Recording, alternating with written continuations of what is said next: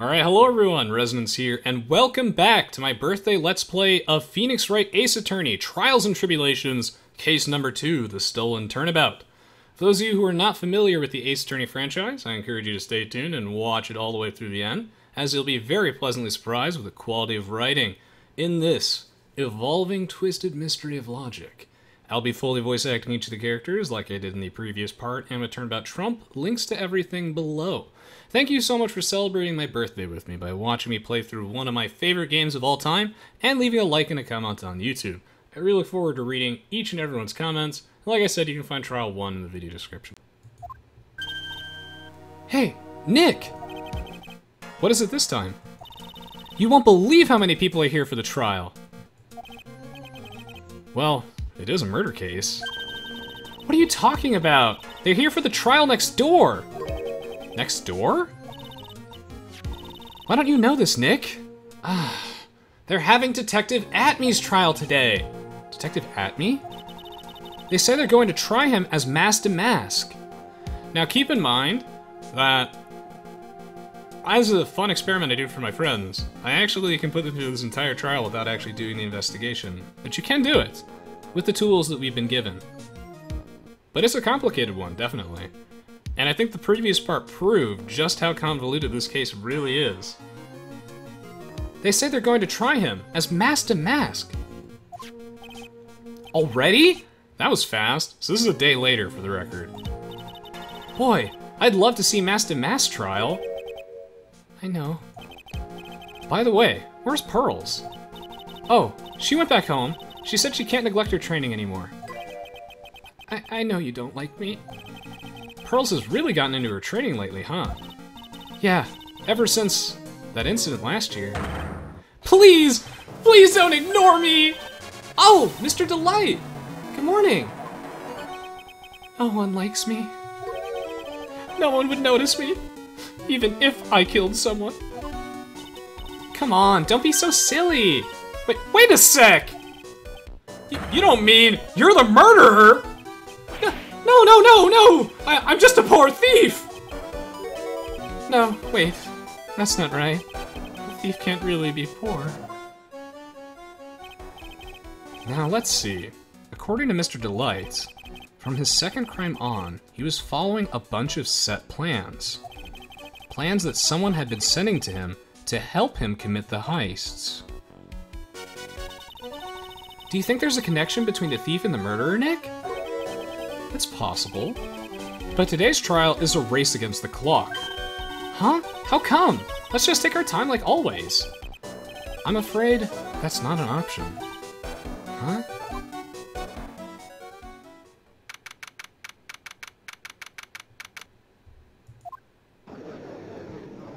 Let's see what Godot has up his sleeve this time.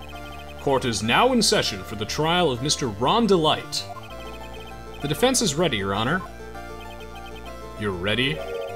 Preparation is the last refuge of the weak.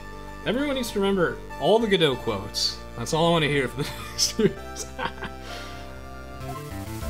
Oh, every line he says is so great. You can tell why he's a fan favorite for prosecutors. Okay, settle down everyone. Let's begin with your opening statement, Mr. Godot. Ugh, he's got the judge in the palm of his hands, yet again. Ron Delight is simply too young to be sent to war. That's all. I'm afraid I have no idea what that means, Mr. Godot. Ha! Then you need to get out more, Your Honor. Life is war. But that is exactly why you must be more precise in your wording. That's all my statement means. You understand now, right? Yes, well done. Let me briefly summarize the details of this case. This is very important for those of you just tuning in. Wow, the judge is taking charge like he knows what's going on for a change. Here you go, Lone Squirrel. The judge actually knows what's going on. The victim is Kane Bullard, CEO of KB Security. His body was found in a safe at approximately 9 a.m. on the morning of the 13th. However, the time of death was estimated as 1 a.m. on the previous day. And that's when our little lost kitten dropped the ball. That little lost kitten is, of course, the defendant. God, I love that intro theme. Very well then, Mr. Godot. Please call your first witness. Uh-oh. I never drink more than 17 cups of coffee during any given trial. But the first one is always the best. Mr. Godot? Your witness? Okay then. Let's hear what the defendant, Mr. Ron Delight, has to say for himself. The defendant? Well, Mr. Wright, does the defense have any objections? It may be a bit of a disadvantage having your defendant testify, but... I remember when Mia was defending me. She allowed me to testify so she could do the cross-examination. She put a lot of trust in me back then. We have no objections, Your Honor. The defense will allow Mr. Delight to testify. Ha! You've got guts, Trite.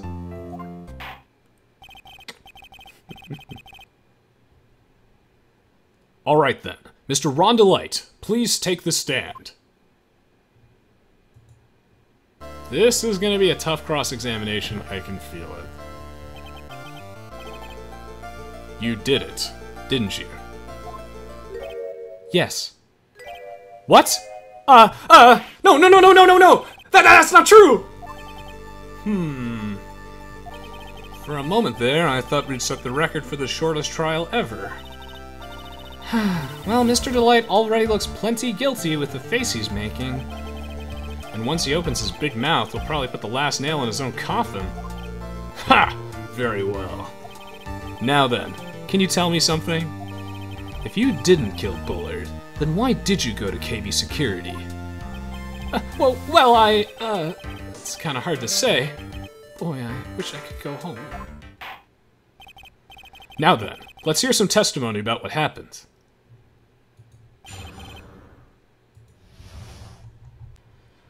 Let's dive into a testimony of the world's most unreliable defendant, Ron Delight. My visit to KB Security. Everyone pay close attention here. That evening, around 1 a.m., I went to see Mr. Bullard in his office at KB Security. The blackmail letter I got, it ordered me to go there. I'd been working for KB Security until a year ago, so I knew where his office was. Well, that was a short testimony. 1 a.m. The exact time the murder took place. Oh, I love Godot's confident face. The weak get washed away by the tides of fate. The strong drink it up. Preferably in a cup of coffee. Ha! It's bitter today, too. Just like my destiny. Okay. You'd never know that from the way he's chugging it down. Wow, that was surprisingly deep. Mr. Wright, your cross-examination, if you please. My visit to KB Security. That evening, around 1 a.m., I went to see Mr. Bullard at his office at KB Security. The blackmail letter I got, it ordered me to go there. I'd been working for KB Security until a year ago, so I knew where his office was. Are there any contradictions in this incredibly short, vague testimony? Let's take a look at the blackmail letter. So this was found in Ron's room. If you don't want your true identity revealed to the world, come to KB Security at 1 a.m. on October 12th and bring $50. If you don't, I'll take that red diamond you received the other day instead. Well, I don't think the blackmail letter contradicts this statement, but I do want to press him on this. Hold it! It ordered you there? It was the first time I'd gotten a blackmail letter that ordered me to go somewhere. Does that mean you've gotten other blackmail letters then? Oh, of course! They'd say things like, steal this, or take that, or HOLD IT! Why don't you save those for later, Mr. Delight? Please don't say any more! Now, what should I do? I'm gonna go on a limb here, I'm gonna take a risk. So what did the blackmail letter in question say? Indeed, Almighty Jack. It said to bring $50,000. Money, eh? A perfect motive for committing murder. Oh, but wait! I never intended to pay that money anyway! Oh? Is that right? After all, he had nothing to hold over my head. I had nothing to be afraid of. An important point indeed. Witness, let's have that added to your testimony. Yes, sir. Ha! A muddy mudskipper in outer space has a better chance of surviving than I do. The blackmail thread didn't scare me. It wasn't gonna cause me trouble or anything. I'm gonna say it would cause him a lot of trouble because his wife doesn't believe that he is Master Mask the thief. That's why his wife approached us to be his defense attorney in the first place. She doesn't believe him. And this blackmail letter says it would expose his identity to the world. Am I wrong? Uh-oh.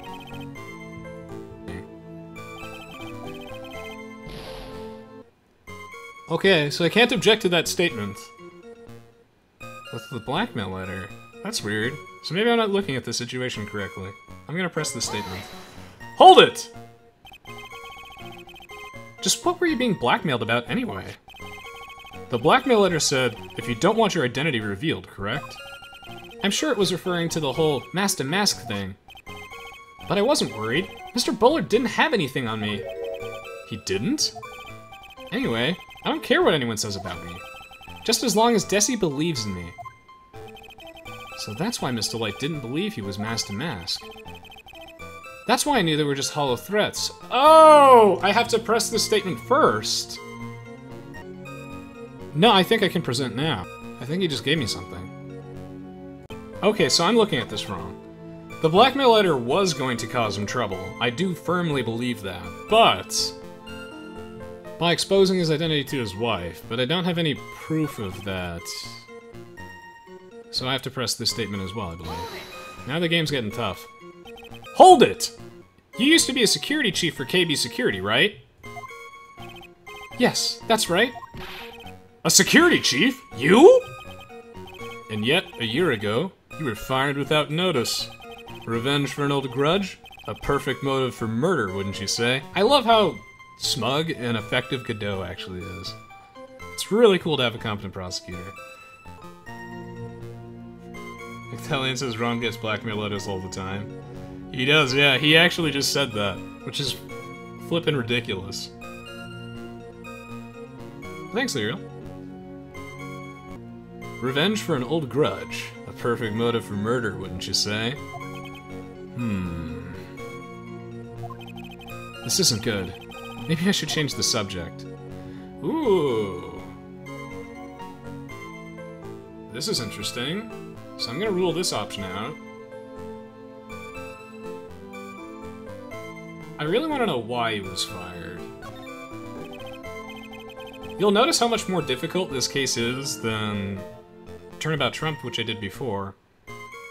Mr. Delight, please tell us why you were fired from your job. Well... The world is filled with those who have said, I wish I had never asked that. Is he just nothing but deep quotes? Okay, I'll take that back. Defendant, please answer the question. I needed money. You needed money?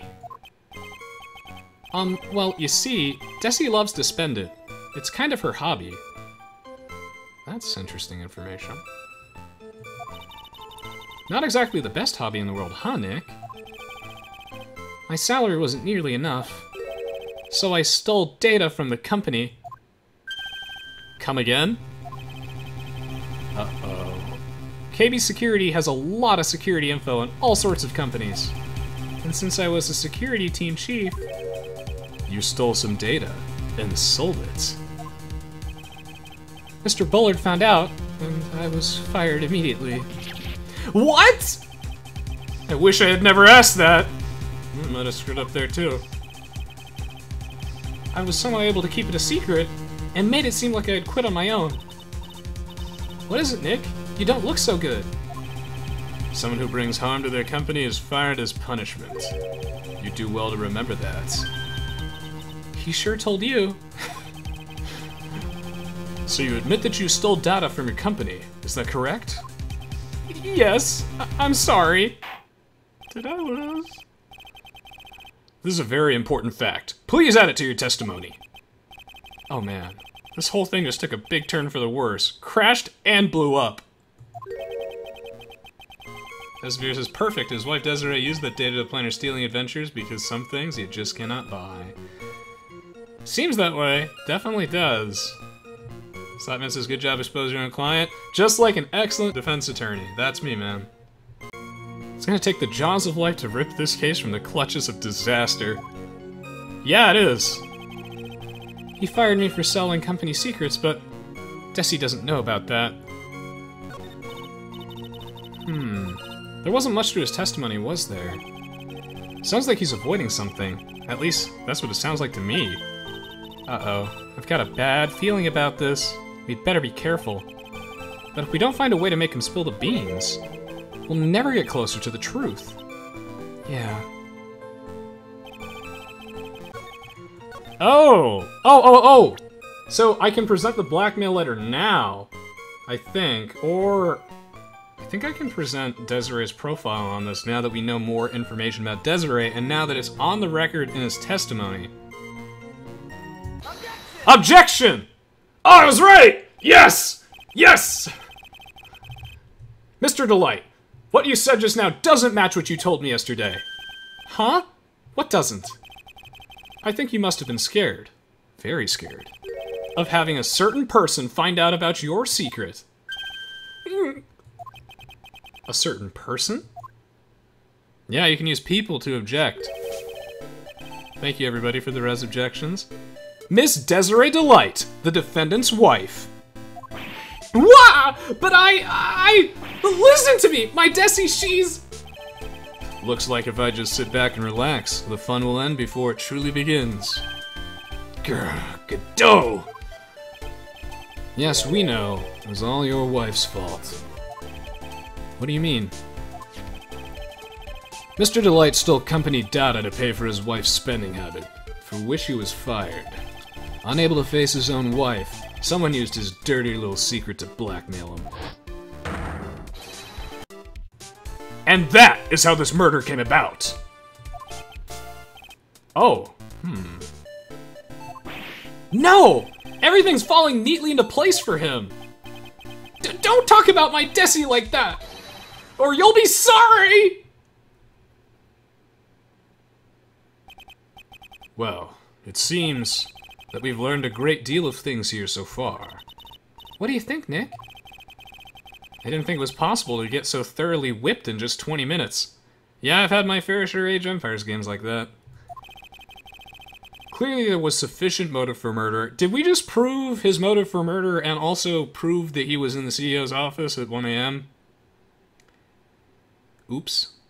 So who's the real fraud here, us or Atmey?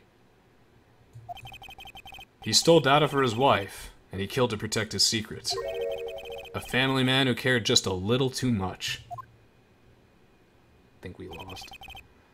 The motive is clear. Let's move on. Ugh.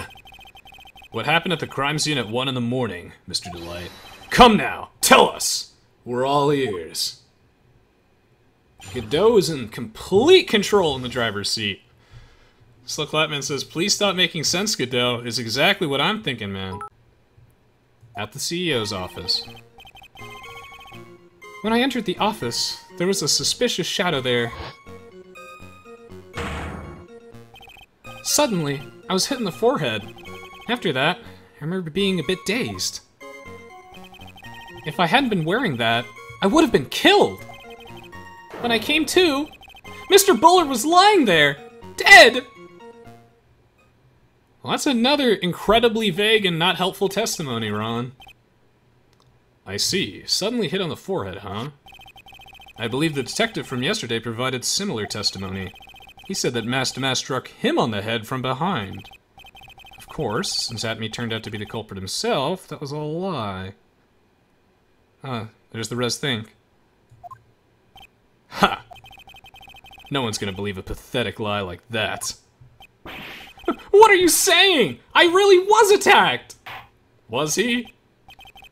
We'll find out if what you say is true or not during the cross-examination.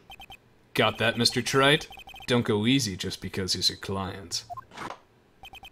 If I see any signs that you are, I'll treat you to another cup of my special blend. You don't need to worry about that, Mr. Godot. I have faith in Ron. I know he didn't do it. I'm not so sure if I know about... When I entered the office, there was a suspicious shadow there. This is so confusing. How did these events play out? Suddenly, I was hit in the forehead. After that, I remember being a bit dazed. If you really think about it, though, for quite a long time, you can probably piece it together, but boy, is this a logic puzzle nightmare. Suddenly, I was hit in the forehead. After that, I remember being a bit dazed. If I hadn't been wearing that, I would have been killed. When I came to, Mr. Bullard was lying there, dead! Okay, there are a ton of vague statements here that I feel like need pressing on, but I'm gonna start with this one because I have no idea what he's referring to, and he says, if I was wearing that? Hold it! That? Could you please clarify what you're referring to? Why, my Master Mask costume, of course. What? Wait just a moment! Master Mask? Huh? Oh, did I forget to mention it before? Thought Luke Atmey was Master Mask. Thought we just proved that. Just to be on the safe side, I dressed as Master Mask. And then, I descended upon the office of the CEO of KB Security. Dancingly descended, I might add. What?! Nick! Did you know about this? He never told me this! I don't recall him ever mentioning it to me either. Even I didn't know that! Even Godot didn't know that! It seems our little friend really loves to keep secrets. I'm sorry. I just never had a chance to mention it up until now. Wait. That's not right. You know how sometimes things just slip your mind? Ha! My 6th cup of coffee is staring up at me coldly. I appreciate the warm wishes, Sachi. Thankfully I survived, but it was quite rough. Sir Sandvine says, I love Nick's flop sweat animation. Oh, me too. Yeah, Ron is awful at this, but the good news is exactly as Sismon has said, Godot's finally taken off his guard, and as Desinger says, his visor's overheating! Cool coffee! So Clapman's noted, there's only 11 cups left, so we're getting to the truth. At any rate, we can't ignore this new piece of information. Witness, please correct your testimony. I'd have been killed if I hadn't been wearing my Master Mask costume!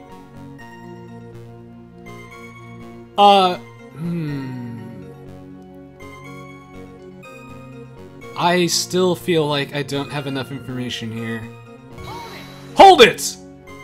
I'm still so confused at the sequence of events that actually happened in the CEO's office. I'm trying to piece it together live. Why were you dressed up as Master Mask?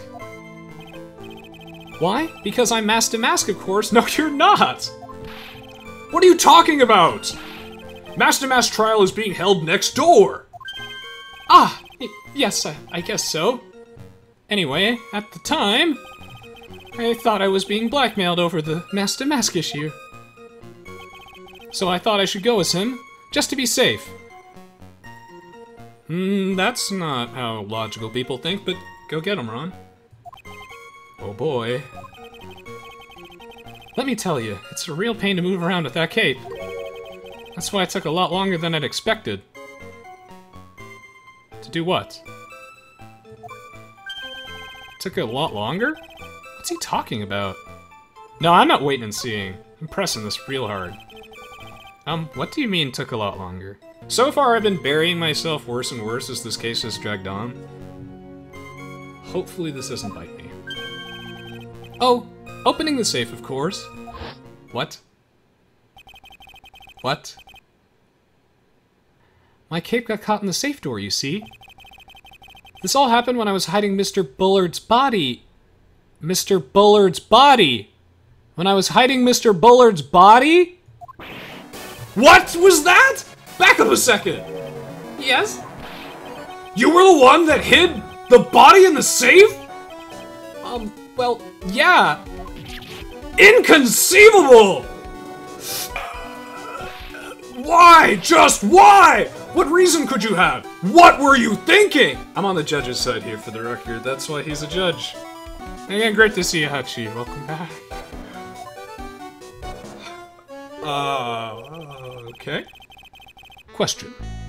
Why does someone toss their dirty shirts in the washing machine? Oh, Godot. Many reasons. What?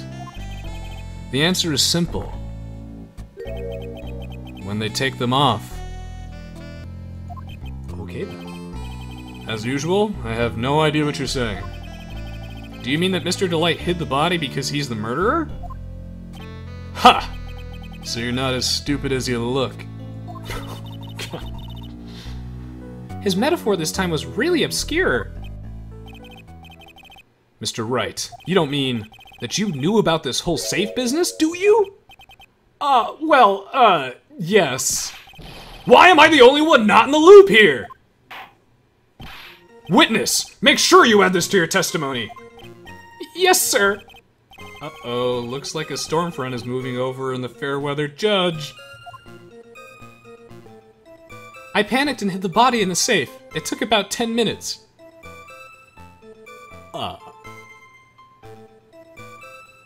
Hold it! Why did you hide the body in the safe anyway? Well, because it wouldn't fit in a drawer. Touché, Ron. That's not exactly what I meant. I told you the writing is amazing. It is absolutely amazing. And hopefully you all understand why I really wanted to play this for my birthday. When I saw that corpse, I kind of lost it. I thought, if they find his corpse, they'll think I did it! Ha! I think you had a simpler reason than that. It's because you killed him! That's why you spent 10 minutes hiding the body. That certainly makes more sense. Hold on. 10 minutes? What is it, Nick? I just had a thought. Under those circumstances, would you normally try to hide the body? And spend 10 whole minutes to do it? Under those circumstances. What circumstances? Oh! Hey, Nick. If you think his behavior was so strange, why don't you present some evidence to show just what those circumstances were? That's it! Take a look at the court record and present some evidence. We heard this from Mr. Delight yesterday, didn't we? There's not much in his testimony either. I betcha he's still hiding something. I wouldn't be surprised. We'll just have to draw it out of him. I just hope he doesn't make things any more complicated. Too late for that. So what do we have?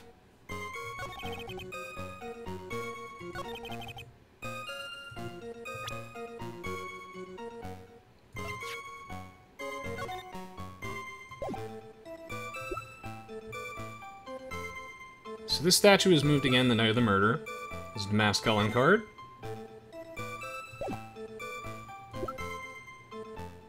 This is the warehouse camera data for masked theft, which happened at the same time that Kane Bullard was murdered. This is the Shishishido that knocked out Atmey during the crime, allegedly. We have a security camera photo. It's not exactly 1 AM, but 2 minutes is hardly enough to commit a crime. 30 minutes away. Got the blackmail letter. We've got Ron's wallet. His box of wallets. The office key. The publicity photo. Shows what he looks like. We've got his brooch. Kane's autopsy report is new. Time of death at 1 AM is consistent. And there's no Edgeworth here to update the autopsy report. Good. Cerebral hemorrhaging from blunt trauma to the head. Okay. Newspaper clipping about Ron's first heist. Guard in the photo is Ron Delight. Click the check button for more details.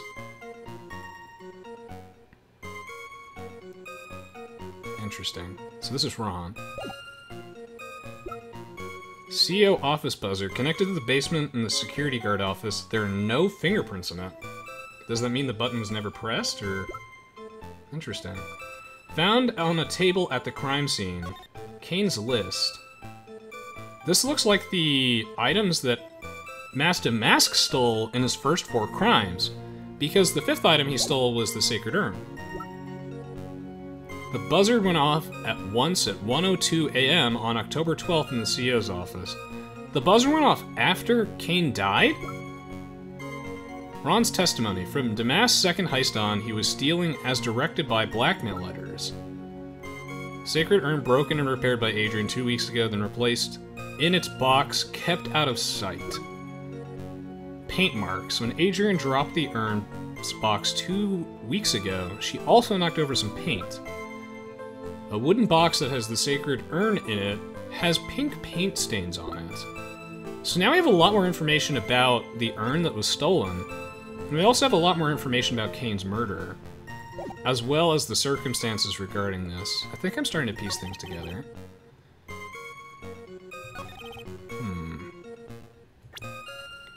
I don't think he had time to hide the body, because if Kane died at 1 a.m., and the buzzer record states that the buzzer went off once at 1:02 a.m., the buzzer itself wouldn't be evidence, but this is.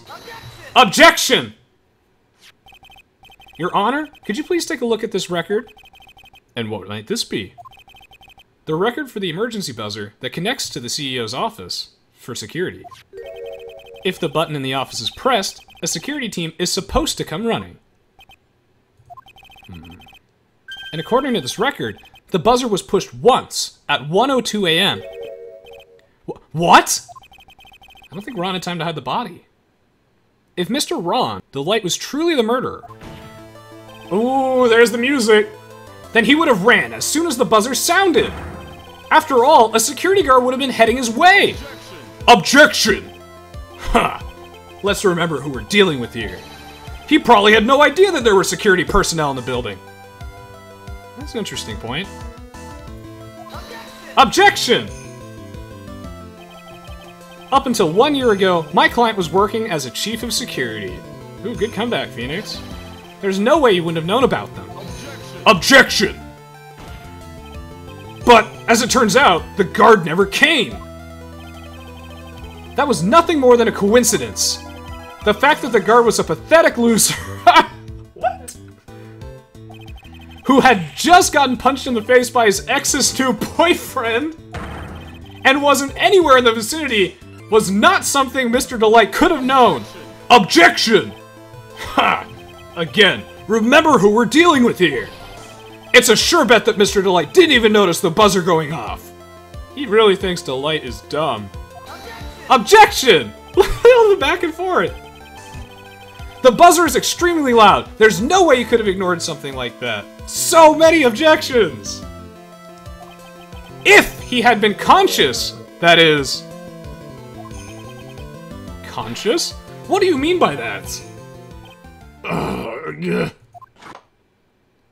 I need some coffee too after that one. Fine. Let's hear your theory.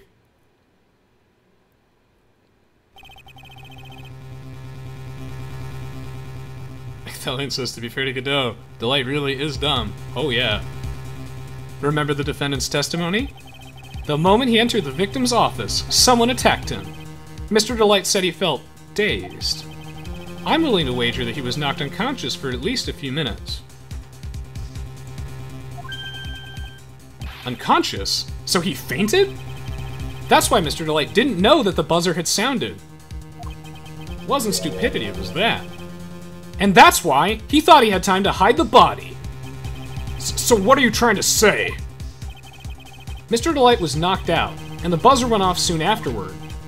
Now, unless my client was able to hit the buzzer while he was unconscious, it can only mean that there was another person in that room. That's right, whoever it was that knocked out Ron Delight and then pressed the buzzer. Thank you, Mangadide! Really appreciate it. Order! Order in the court! Mr. Wright, this is... Objection! This is objection! This is preposterous! It was that kid! Rhonda Light is the one who killed Kane Bullard! Objection! Then who pressed the buzzer? It was... the victim, of course. He pressed the buzzer when the defendant attacked him. I love these battles of logic so much between both sides in Ace Attorney. That's why it's one of my favorite game series of all time, that's why. He pressed the buzzer when the defendant attacked him! He didn't die right away! He must have held on long enough to push that button! Ack! So Kane Bullard sounded the buzzer himself. What is your opinion on this, Mr. Wright? I need to prove that the real criminal was there at the scene, but how? Who's the real criminal? Can I prove that it wasn't Kane Bullard who sounded the buzzer? Let's think about our evidence for a moment. Can I prove that it wasn't Kane Bullard who sounded the buzzer?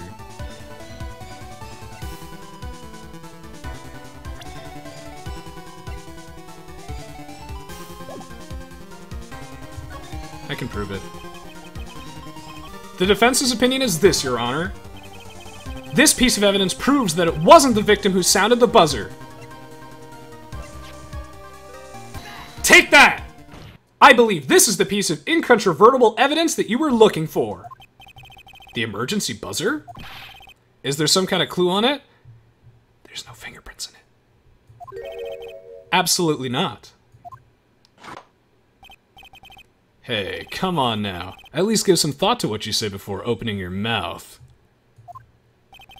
The fact that there are absolutely no clues is itself the clue. Thank you so much, Bob Sakamano, for your 2-month resub. Now I'm the one who's clueless. This button has no fingerprints in it. If Mr. Bullard had really pressed it himself, naturally, he would have left his fingerprints behind. Turn on the music.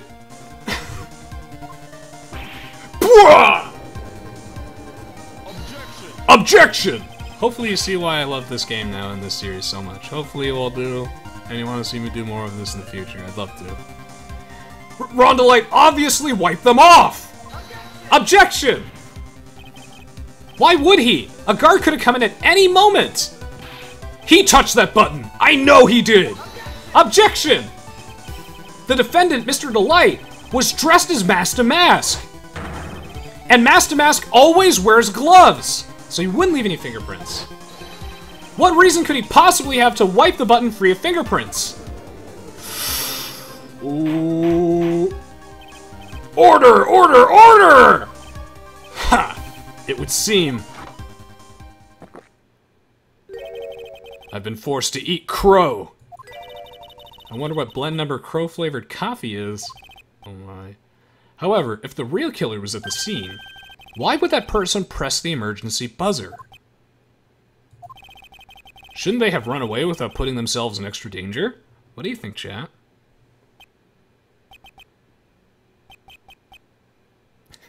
He does not feel comfortable with this one. What's with all this awkward silence all of a sudden? Ha! It looks like you're fresh out of parlor tricks. They're on to you, Nick! Just give me a minute to collect my thoughts. Classic Ace Attorney bluffing. The real culprit killed Mr. Bullard at around 1 a.m. And Mr. Delight just happened to waltz in there when the murder was taking place, right? The killer clobbered Mr. Delight and then sounded the buzzer. Even though security was supposed to respond right away if the buzzer was pressed, security was supposed to respond. Time's up, Mr. Wright. Let's hear what you have to say. Very well, then. Oh ho. You've got some guts. I like that in an opponent. Why did the real killer sound the emergency buzzer? They didn't mean to call the security guard to find out what it did. Let's call the security guard. It was intentional. The killer knew that if they pressed the button, a guard would come running. And that was exactly what they wanted. Ooh, the objection theme. Do, do, do, do, do, do, do. Do you mean to say the killer called the guard on purpose? I do, Your Honor. Yes, although as it turned out, he never showed up. Because he was getting his clock cleaned at the time. Ha! What a touching story. You're saying the killer had a change of heart and called the guard to turn himself in? Good thought, Decemvir. No, I'm not. When the buzzer sounded, there were 3 people in that office. The victim, Kane Bullard, who was already dead. The defendant, Rhonda Light, who was out cold. And the third person, the real killer. Hypothetically, yes. Now then, in this situation, if the real killer made an escape, what would happen? The only ones left in that room would be the victim and Rhonda Light. And if any security guards came running in at the time, they would think I was the murderer. Yes, that's precisely the real killer's objective. To frame Rhonda Light for the murder.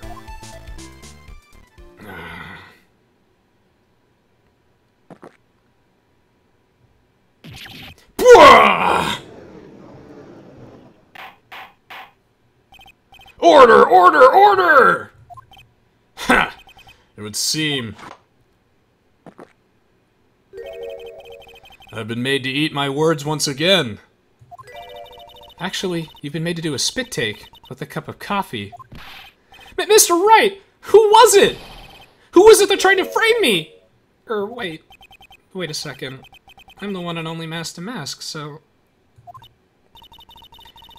Nick, you mean the real killer is... We're going to drag that person in here right now. But how on earth is this possible? But who is it? I don't have any solid proof yet, but think about it. The killer knew Mr. Delight's identity. Have I shown us any evidence that would show one of our witnesses knowing Delight's identity?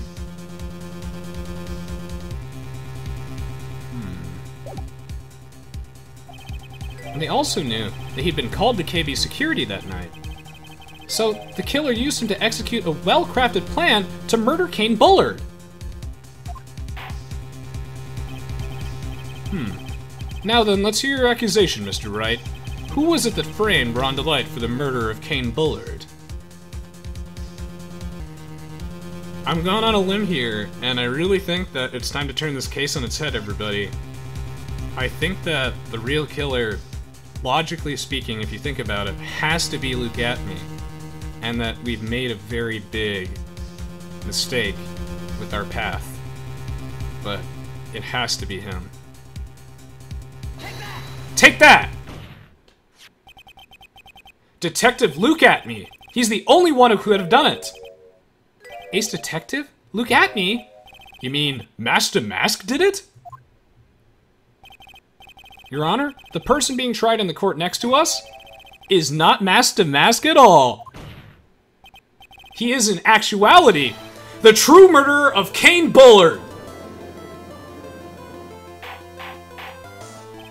Order! Order! Mr. Wright, explain yourself! Theft and murder. Which is the more serious crime? They're not even close. Murder is more serious, of course. It's a capital crime subject to capital punishment. Please remember the trial from yesterday, if you would. When Luke Atmey confessed, there was a huge commotion in the courtroom. Of course, a famous detective was unmasked as well. Mask to Mask. Instead of being convicted of murder, he was found guilty of grand larceny. That was his true objective all along. To be found guilty. Yeah, this game just went on 8 different levels of reality. But if you really think about the premise of the case in the beginning, it starts to all come together. We're still missing a couple key pieces of the puzzle, but I think we're getting there. Mask to Mask had the perfect alibi for when the murder took place. he was stealing the urn at Lordly Taylor. In other words, being found guilty as Master Mask was Luke Atmey's airtight, watertight, and unassailable alibi. A guilty verdict as an alibi? Oh, we're not done here yet. You know, it's almost time. For what? For Luke Atmey's verdict. It was a pretty simple trial, after all. If we're gonna stop this trial and stall that one, we need to do it now. Of course, that's assuming you have proof that the detective was the one who committed the murder. Do we even have proof of that? I have a good idea. He at least has the motive. But we still have a lot to learn. Mr. Luke Atmey's trial has indeed attracted the attention of the entire country. If we were going to intrude and fail to provide adequate proof of his true crime, Mr. Delight would be left with no grounds for appeal. Am I really sure about this? Ha! A bet's only good when your life's the ante. Mr. Wright, I believe in you! Mr. Delight. So, please! I'm begging you! Thanks, but my decision will determine the rest of your life. Can I really risk your life like this? Phoenix. What was that? Don't stray, Phoenix. For your client, take the path of trust. That voice sounds like Mia. Your Honor, the defense requests an immediate recess. Ha! So that's your answer, huh? Very well. I've decided as well. This court will now take a 20-minute recess. Mr. Wright, when we return, please summon Mr. Luke Atmey to the stand. Yes, Your Honor.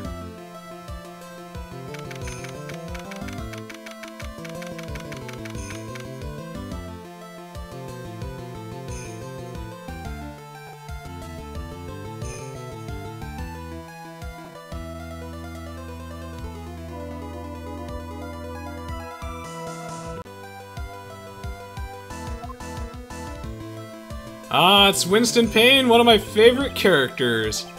That's the cameo I remembered. Well, Sir Detective Atmey?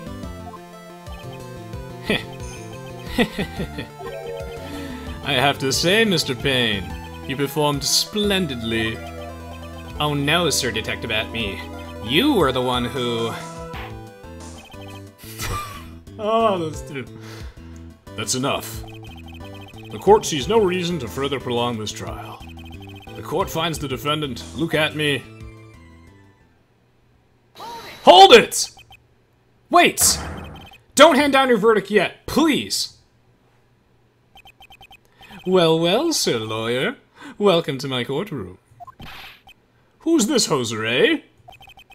My name is Phoenix Wright, attorney at law, and I wish to file an accusation against this man, Luke Atmey. Accusation? You accuse Master Mask? That man is not Master Mask. He's just a ruthless murderer. What? Oh,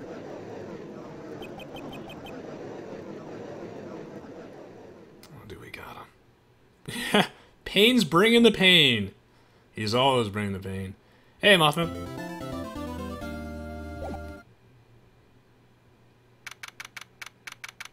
Yep, young Payne.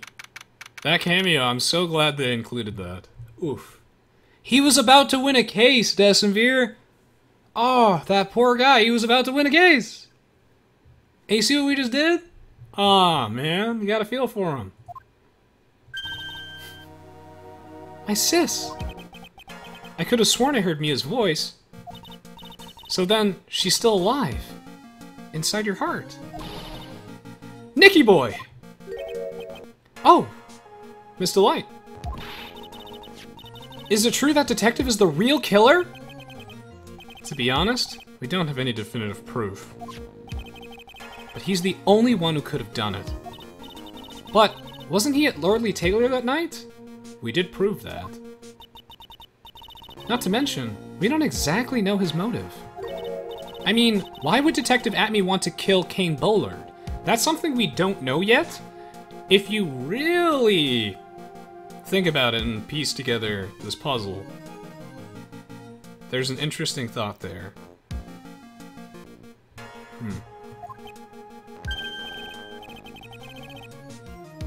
Desiree is going to learn some secrets today. Oops, it's almost time. Better get back to the courtroom. I need to find some solid proof. It's gonna happen sooner rather than later.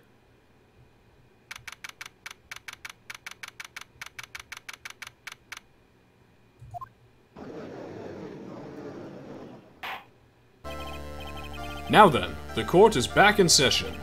Mr. Luke Atmey, please take the stand. He's one of my favorite characters. I like every detective, which is why we have an Emma Skye emote now, a Detective Gumshoe emote now, an Edgeworth emote now. Luke Atmey emote when, Godot emote when. Well, well, how do you do, Sir Lawyer? I do this routinely when casting. I got my monocle and everything. Always professional. I never would have thought to see you acting so recklessly. I couldn't let them hand down your verdict just yet. Not when it would have given you your perfect alibi. An alibi by the name of Master Mask.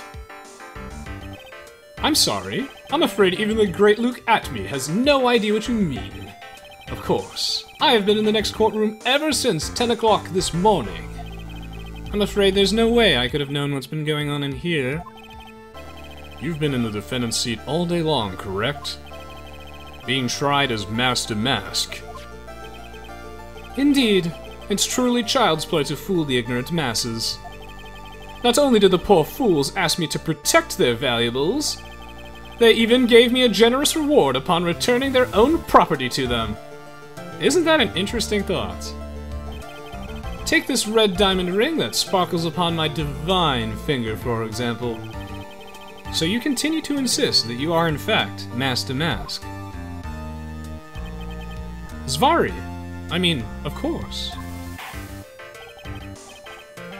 Very well then, Luke Atmey. Let us begin with this simple question. On October 12th at 1 AM, Kane Bullard was murdered. Where were you at the time? One without knowledge lacks even the knowledge that he should be ashamed of himself. Also a good line I should save. But don't worry, I won't hold it against you, Sir Judge. Thanks. Godot looks too happy. Alright, Mr. Atmey, the night of the murder, speak. We're listening. As you wish, Sir Prosecutor.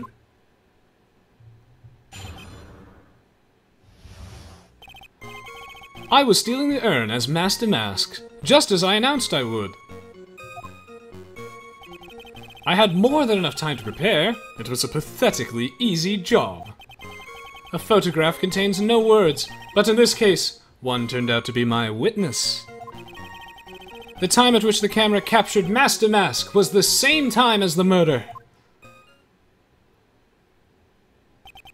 It seems the main point of discussion will be this photo of the crime scene.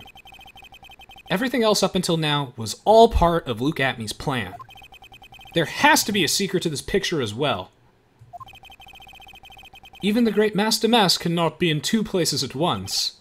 Now then, if you'll excuse me, I have a verdict to receive. Hold it!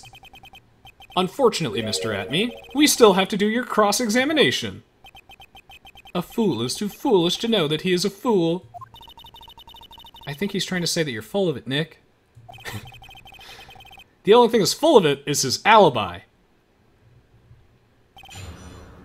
Some banter. His nose is detachable.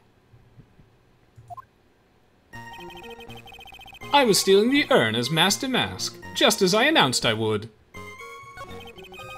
I had more than enough time to prepare. It was a pathetically easy job. Photograph contains no words, but in this case, one turned out to be my witness. Let's take a look at this photograph real fast. That's not the right photo. So here's the interesting thing with this photograph. make sure you watch part 1 first. We've already established that there's no brooch here, if that matters.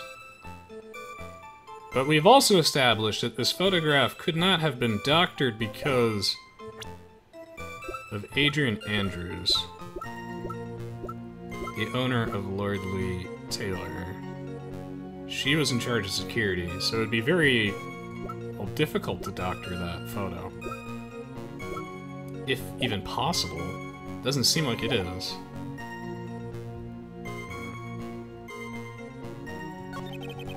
The time at which the camera captured Master Mass was the same time as the murder. I don't know if we have anything to present on yet, but I do want to get as much information out of him as possible about this photo. Hold it! So by photograph, you mean this piece of evidence here, is that correct? Indeed it is. That is it, Zvari. The very thing that proves I committed the crime. The very thing that proves you committed the crime. When you think about it, it's really odd. You say that almost as if you had this picture taken on purpose. Lyriel says the nose, could it be? No, Luke Atmey would never lie. He's an ace detective. You're all being absurd. Why wouldn't you trust this guy?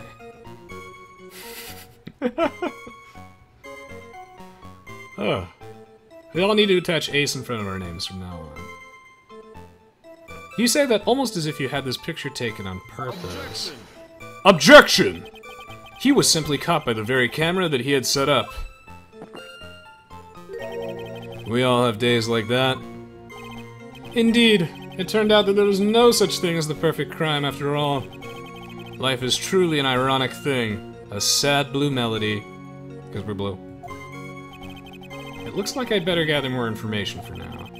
If he's truly the killer, there's gotta be something phony in that photo. But what could be phony in that photo if the camera wasn't his? The time at which the camera captured Master Mask was the same time as the murder. Hold it! About the camera that took this photograph. Oh, come now! It's all too clear what you're thinking! Huh? You think I altered the timestamp on the photograph, don't you? I'm afraid that's impossible. The camera was set up by Lordly Taylor, and on top of that, it was Lordly Taylor's staff that printed the picture's data. Unfortunately for the defense, there's no way that picture could have been altered. I see. Looks like I'd better find something else that could be suspicious. So, this alibi's false? It has to be, or he couldn't have killed Mr. Bullard at KB Security. But I'm not really spotting anything unusual. There are two possibilities. Either the Master Mask in the photo is a fake, or the photo itself is. I had more than enough time to prepare. It was a pathetically easy job. Hold it! I believe Adrian Andrews hired you at one point. That's right. That was over 20 days ago, if I'm not mistaken. You sent the calling card to Lordly Taylor 10 days before the heist. That would mean you sent out the card after you began your security watch, right? Indeed, there was no reason why I couldn't do both jobs at once. It was the perfect opportunity to steal my latest target. I see. You truly are evil, aren't you? Yes, evil is what I am. I only can't help but shake the feeling like we're walking straight into one of Atmey's traps. So Blackmail asks, why did he set up a camera? I mean, that's a legitimate question. The outfit does look like what Ron was wearing. What's the cloudy stuff in the photograph? Let's take a look, Desimir. See what it is. Oh, this. So, when I went over the evidence earlier, I believe that's paint, but the fact that the photo is black and white is, I think, an important aspect of it. I think they did that on purpose to obfuscate that that is this paint. But I think it's this paint. I mean, it must be. I mean, it can't be blood because there's no murder that occurred there, unless we're completely wrong about our assumptions on this case, and we have been throughout the entire case, so... That could also be blood. But it's in black and white on purpose, so that way we don't jump to any conclusions. Yes, evil is what I am. Hey, Nick, isn't there something odd about this? Detective Atmey was always proud of his ace detective skills, right? But if the urn was stolen from Lordly Taylor while he was the only one watching it, he'd have no way to maintain his perfect ace detective persona. You know, that's true. It is kind of odd. It's really odd. The photograph contains no words, but in my case, one turned out to be my witness. The time at which the camera captured Master Mask was the same time as the murder.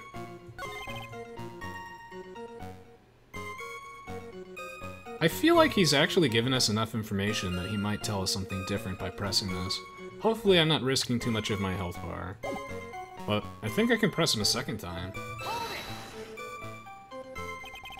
So, by photograph, you mean this piece of evidence here. Is that correct? Indeed it is. This is it. The very thing that proves I committed the crime. The very thing that proves you committed the crime. Surely even you understand by now. Lordly Taylor provided that camera. There's no way I could have tampered with it. That means I could not have killed Kane Bullard. Unless I had an accomplice. Unless I had an accomplice. Unless I had an accomplice.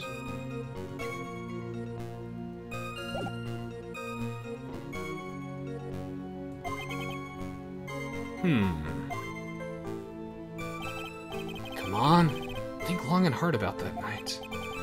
The basement warehouse, and this picture that supposedly captures it. It's gotta be here. Isn't there something funny about this picture?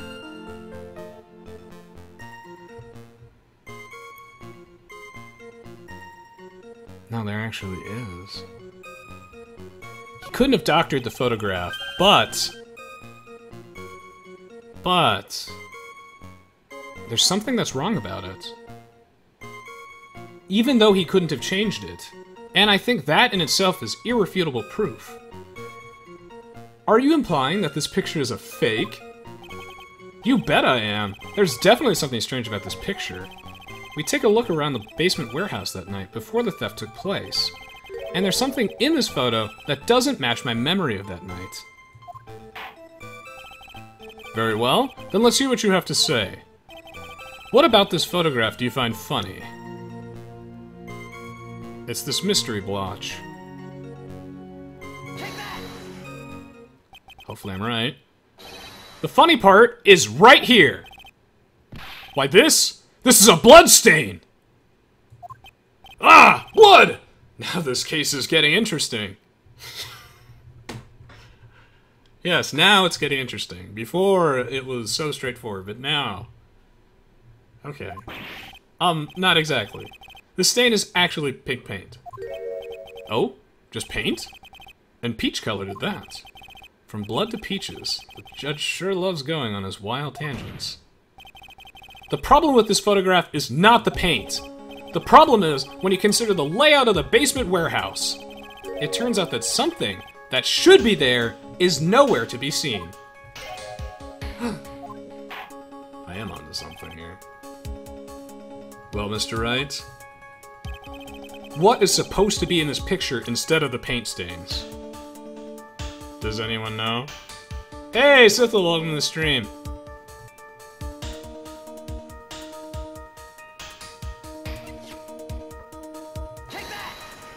I believe this statue is supposed to be there, as we looked at the statue earlier.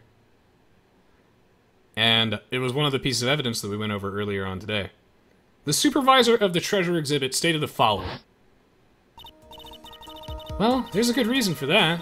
On the day of the crime around noon, the golden statue just happened to arrive from the mountain training hall. I realized that the statue would be the perfect size for covering up the paint stains. That's why I put it where you first saw it. I myself was there the night the theft took place, and I saw the statue in that spot. If this picture was truly taken on that night, then that statue should have been there. Objection! But when I went there the day after the theft, that statue of the old bag was sitting in the corner. Perhaps it was somehow pushed there accidentally. Your Honor, this statue is slightly larger than yourself and quite heavy. It would take more than an accidental push to move it that distance. Ha! In that case, can you prove it?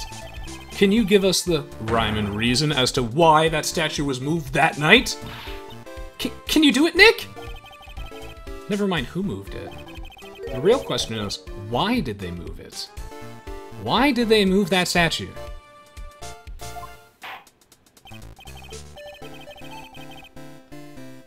I get it now. I know why the statue was moved.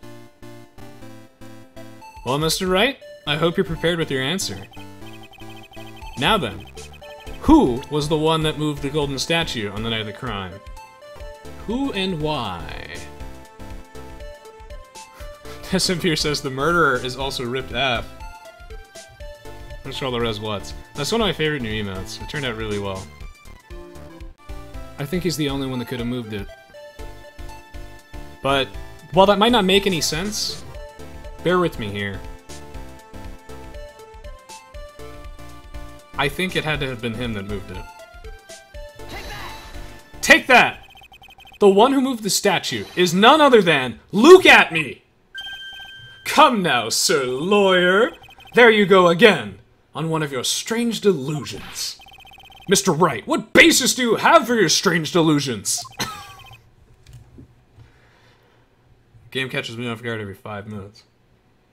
It's very simple. The witness was the only one in the basement warehouse that night. That is correct. He was the only one there. That is indeed very simple. However, sorry, why would I want to move a heavy golden statue? The reason for moving the golden statue. Here's where our battle really begins. Well, Mr. Wright, what reason did the witness have to move the statue? The reason can be found here in this photograph. Ah! Look at me. You pretended to be Master Mask to create an alibi by showing that you were at Lordly Taylor that night. But this photograph contains a single fatal flaw. If the statue had been there, your lie would have been exposed like cheap film at a drugstore. That is why you moved the statue. A single fatal flaw. Interesting theory. Please enlighten us. Just where in this picture does this lie exist? There's no way that Luke Atmey could have changed the timestamp, but here's the thing. When was this photo taken? There are quite a few of you in chat that were correct about this. When was this photo taken? It was definitely taken at almost 1 AM. Naturally, the lie in the photo is the timestamp. What do you mean? I'll tell you exactly what I mean. On the night in question, Luke Atmey went to KB Security and murdered Kane Bullard. Therefore, it's obvious. It would have been impossible for him to have been at Lordly Taylor at this time. But what does that have to do with the statue being moved? Remember, if you will, Your Honor, when was this statue placed beside the warehouse door? Well, the statue was taken down to the warehouse on the day of the crime, and it was placed there in order to cover up the paint. Exactly. Luke Atmey had already decided on the time when he was going to kill the victim. And so, in order to create an alibi for that time, he took this picture days before the murder took place. What the? Of course, the statue hadn't yet been brought down to the basement warehouse yet. Ah. So on the date of the crime, Mr. Atmey must have been quite nervous. As nervous as a long-tailed cat in a rocking chair factory, so to speak. Why? Because something that wasn't supposed to be there had been brought down and placed where it wasn't supposed to be. And that is why Luke Atmey had to move the statue on the night of the murder. He did it to make the room match the way that it had been in the photo. Ah! So Clemens is goes Batman. Order, order! Mr. Atmey, is this true? One moment, Your Honor. Have you forgotten this? What's that? The data for the basement warehouse computer! Zvari! According to this, the camera did indeed go off on the night of the crime. He's got us there. The camera did actually go off on the night of the crime. We've got the logs. And the camera data could not have been doctored either. But the camera is still missing the date. Objection! It's true that the camera had been set up by the Lordly Taylor staff. However, the program used to manage that data was all yours. That alone would have allowed you to tamper with the data. Ah! Yeah! Order, order! Mr. Godot, what is the meaning of this?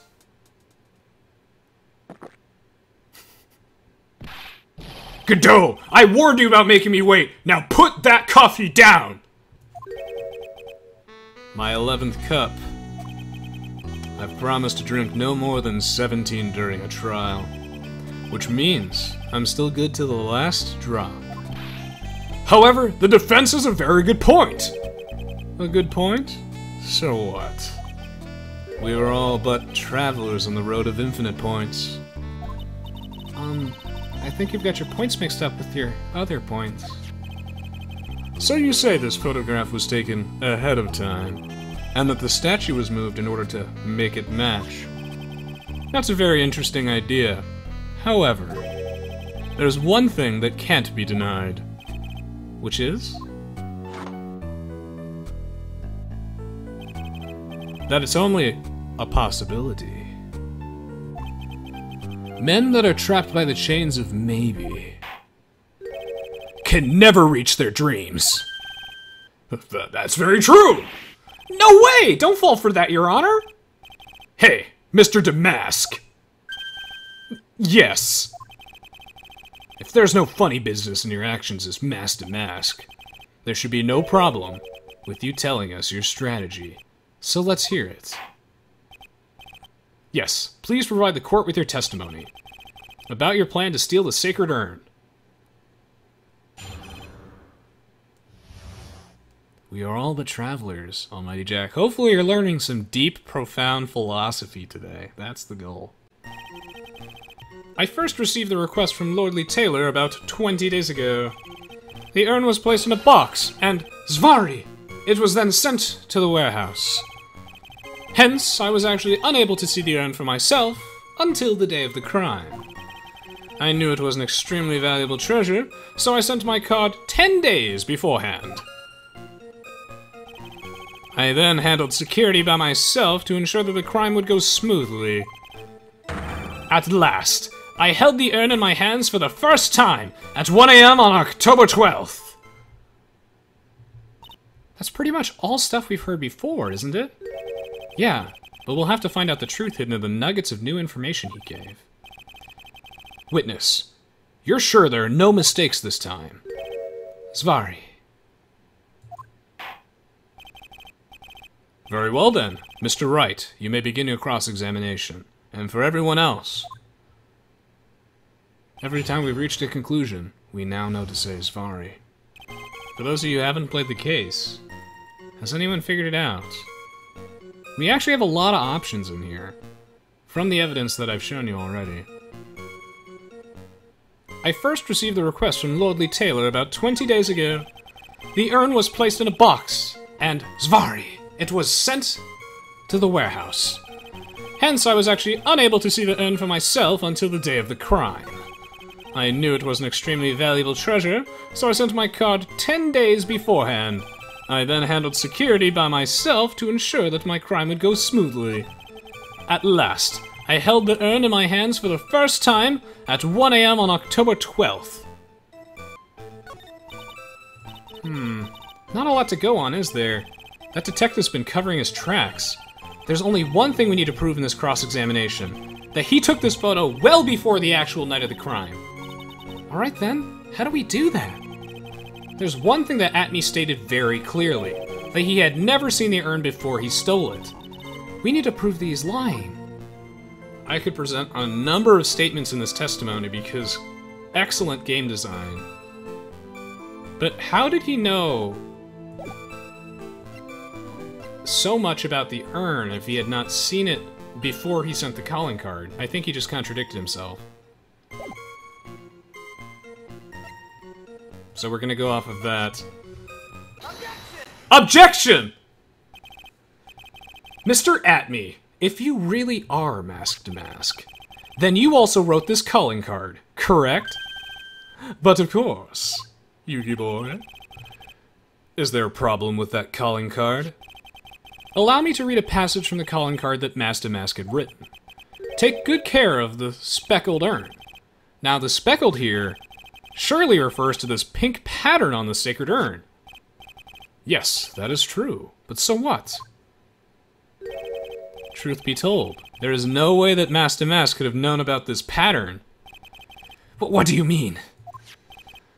This pink spotted pattern on the urn is actually nothing more than paint stains.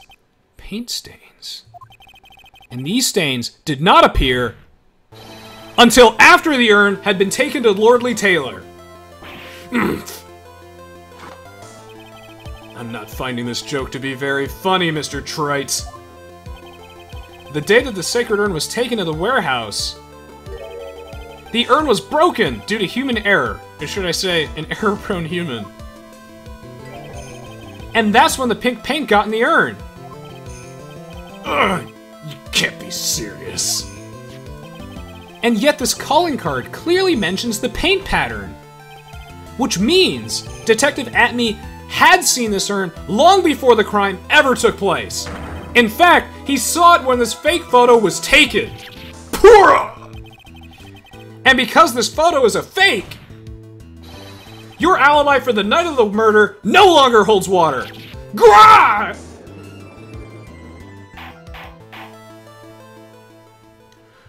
Oh! How intense this is. Witness, do you have anything to say for yourself? Grr. Alright, that did it! He's broken! Nick? I think it's still a little early for a victory pose. Huh? Uh-oh. Ha! It's so sad. No one has any conviction these days. Conviction, you say? Yesterday, we all decided unanimously that this man was Mask to Mask. And now, we're calling him a murderer? You don't think we're being a tad fickle? That's a good point! No way! Don't fall for that too, Your Honor! You say that Luke Atmey was the one who killed Kane Bullard? Then let me ask you this. Why would he do that? Good question, right? That's an excellent point. Motive, Mr. Wright, motive? Might you my merry, murderous motive manifest? Nick! He's getting a second wind! If he prepared an alibi and pinned his crime on Ron Delight, as you say, he must have had a very strong motive for murder. And this is where we very much test your logic. Even further. You gotta go one level deeper, everybody. One level deeper. The only one with any motive we've seen so far is Ron Delight. Isn't that right, Detective? Indeed, according to my own research, the boy's motive is clear. Without a motive, it's nearly impossible to prove guilt in a murder case. Well, that's a good thought, Dasimir. Now then, maybe you can enlighten us to what the defendant's motives were. Thank you, Sir Old-Timer. They're doing everything they can to make Ron look suspicious, despite our lack of hard information. This may be our only chance.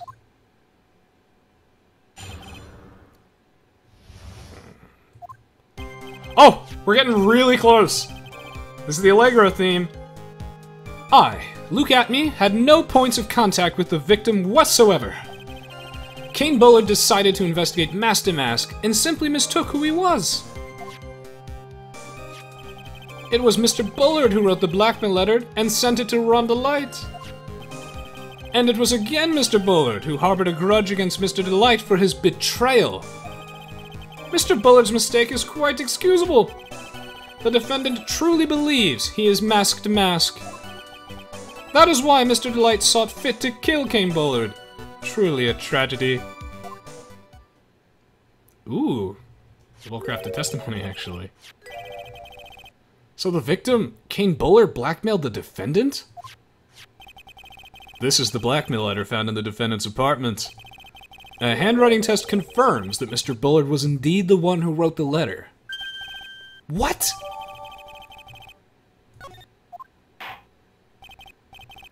Very well, Mr. Wright. Begin your cross-examination.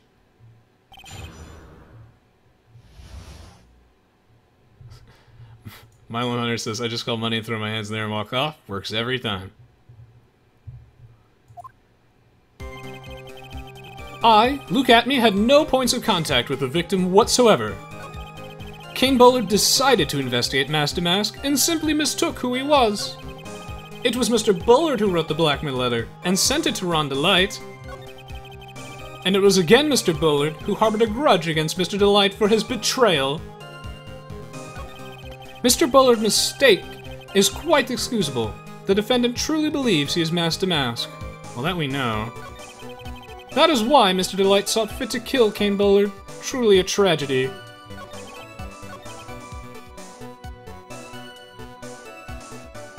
So Mr. Delight's betrayal would be the data, I think. What do you mean by that? Oh my, I was certain you were already aware. Zvari. KB Security has a lot of security info on all sorts of companies. And since I was a security team chief, I stole data from the company. He is an ace detective. Those deductions, wow. Kane Bullard had yet to forgive the young Mr. Delight, which is why he sent him the letter upon mistakenly believing that he was the thief. Here is a file that we discovered in Mr. Bullard's office. Evidence that Mr. Bullard was receiving money through blackmail. Whoa. However, isn't this a bit odd? Why did the defendant pay Mr. Bullard the money, even though he wasn't actually Master Mask? On that point, there was an unfortunate bit of chance. Mr. Bullard's mistake is quite excusable. The defendant truly believes he is Master Mask. If you don't want your true identity revealed to the world, come to KB Security at 1 AM on October 12th and bring $50,000. If you don't, I'll take that red diamond you received the other day instead. Was this letter really written to Ron? Godot mentioned something about a list of papers in Bullard's office.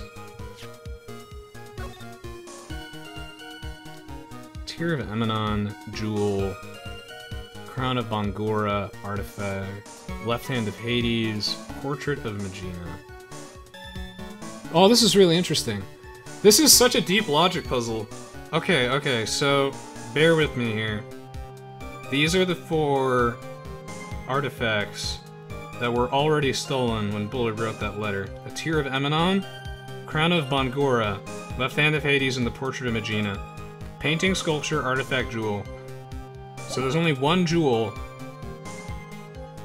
in this list. And I think I've seen this jewel before.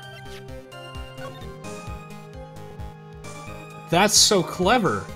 That is so clever. They put this in the corner here. The jewel is blue. What does that mean? Regardless, I don't think Mr. Bullard wrote this letter to Ron. I don't know how Ron received the letter, but the Tear of Emanon is blue. Objection! mind if I ask you a few questions, Detective Atmey? Well, if it's just a few, I guess it's all right. When you said that this letter was addressed to Ron DeLight, I couldn't help but notice one major contradiction. Contradiction? I don't know where a walking contradiction like you gets off saying things like that. I don't know where a walking contradiction like you gets off saying things like that.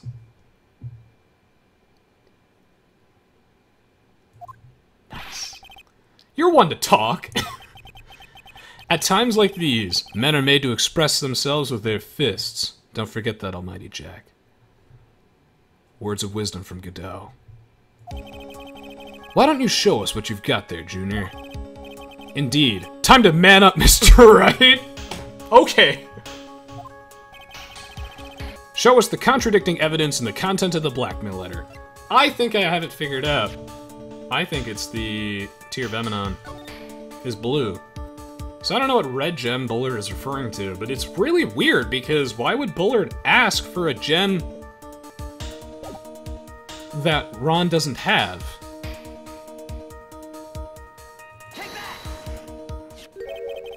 That is strange. Take a good look at this newspaper clipping. It contains a picture of the Tear of Emanon, the stolen jewel. Well, what about it? The problem is this jewel's color. A lot even in the chat were talking about this red jewel earlier. Good eye, by the way. Color? I'm not much for discussing color myself. According to the clipping, the color of the stolen jewel was blue. However, in the blackmail letter, a totally different jewel is mentioned. I'll take that red diamond you received the other day. Red? Which means the red diamond described in the blackmail letter is not the Tear of Emanon that Master Mass stole at all. Objection! And your point is, Mr. Trite?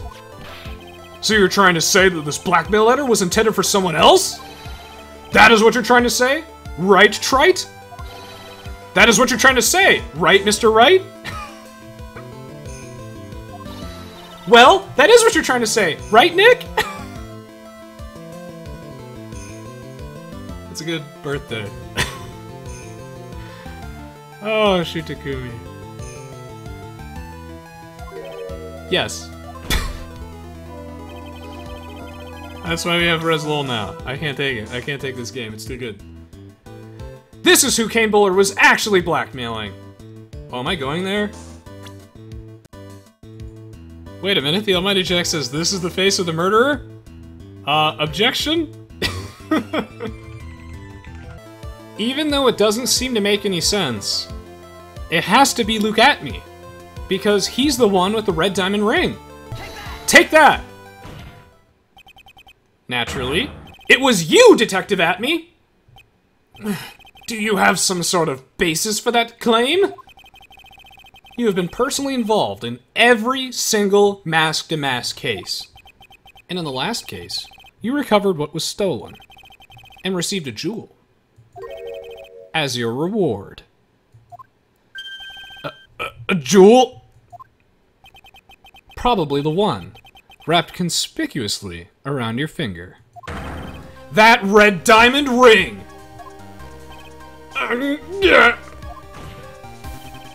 I love this music!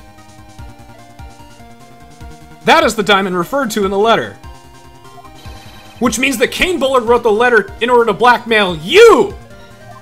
Ah! Order in the court! Objection!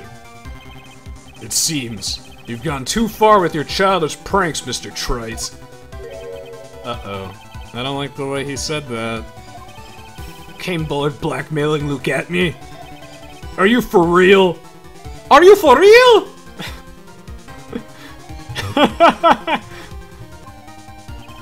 Yes, I am. Nick, come on. Stand up to him! Then answer me this! The blackmail letter contains the following passage. if you don't want your identity revealed to the world. Yes, it certainly does. Muffin gets it. Kane Bullard threatened to make Luke Atmey's identity public knowledge. An identity he wanted to keep a secret. So just what was that identity? That's a very good point from Godot. Luke Atmey is not the type of person who'd want to keep his identity as an ace detective secret. Atmey killed Kane Bullard because he was afraid of his secret becoming known. What was the identity he wanted to keep secret? This is what it all comes down to, Nick! Oh, this is what it all comes down to. Okay, then. The identity that Luke Atmey wanted to so desperately keep secret was his identity as... not an ace detective, that I think he'd want that as public as possible. That's his perfect alibi. I think I know where this thread of logic is leading us, but I want to know if you do too. Good luck, everybody. It's time for a wild ride. Luke Atmey was a blackmailer. Oh, this is gonna be good. I know it's going to be good. I've had my eureka moment. Objection! Hey now, isn't that a little bit different from what you've been saying? You said that Kane Bullard was the one blackmailing Luke Atmey. This is definitely a Res what moment. But that's why we've got Res think. You said that Kane Bullard was the one blackmailing Luke Atmey. Are you saying that Atmey was blackmailing someone else on top of that? Ugh. You have to admit, that does sound a little bit odd. It's not odd. It's the only thing that makes any sense. And that's why I picked this case. Because you can actually throw someone into this case, like I said. Give them all the evidence and all the witnesses. And if you really use logic, you can eventually come to these own deductions. But it's a difficult, complicated mystery, and that's what I love about it. It seems so simple on the surface, though. Kane Bullard was blackmailing Luke Atmey. But Rhonda Light was also being blackmailed by a certain someone. So, did you start receiving blackmail letters starting after this incident? Yes, just a few days after the Tear of Emanon heist. After that, I started getting the plans in the mail. I received plans from some very kind person. Incredibly detailed plans. Detailed plans? In which case, that would mean that Rhonda Light was actually masked to mask? That is what we are claiming. Someone else came up with the plans, and had Mr. Delight steal his targets for him. And that someone was none other than Luke Atmey! Shh! Silence!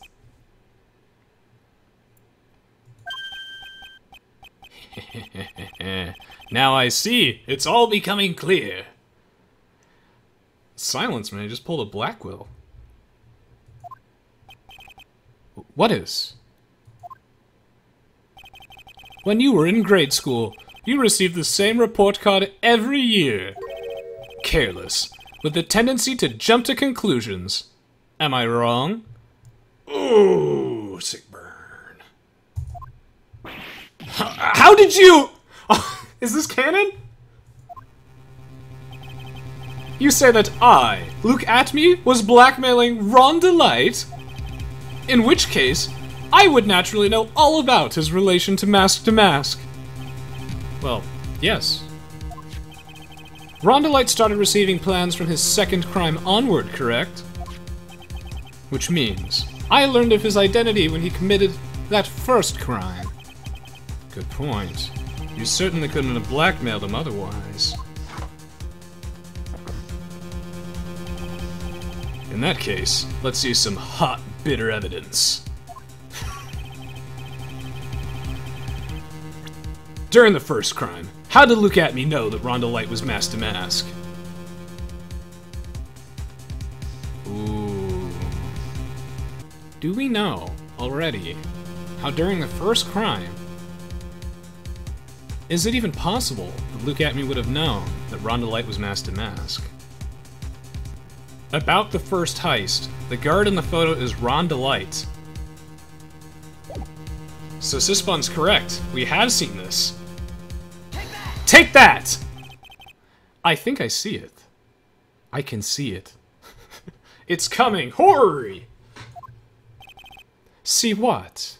It's hard to see without a monocle, Sir Lawyer. When you were in grade school, you received the same report card every year. Gets into lots of mischief, trying to be the center of attention. Since when did Ace Attorney become a game of flex tapes? I love this case so much. Oh, that was savage. What do you mean? This newspaper clipping. It has a picture of you and Ron DeLite in his guard uniform. It seems that Master Mask didn't just disappear into thin air. He just took off his outfit and hid it in a bucket. That sounds far too stupid to be true. Yes, it does! Correct. With tricks like that, he couldn't fool a baby, let alone an ace detective. See, he's an ace detective the entire time. It's all the naysayers in chat and on YouTube. He's the best detective. There's no better detective than this. Why doesn't he have his own game yet? And that's when you figure it out, Mr. Atmey. That's when you learn that under his mask, Master Mask was really Ron DeLite. What the? Wasn't he supposed to be Master Mask? Not only that, it looks like he wasn't even Ace Detective.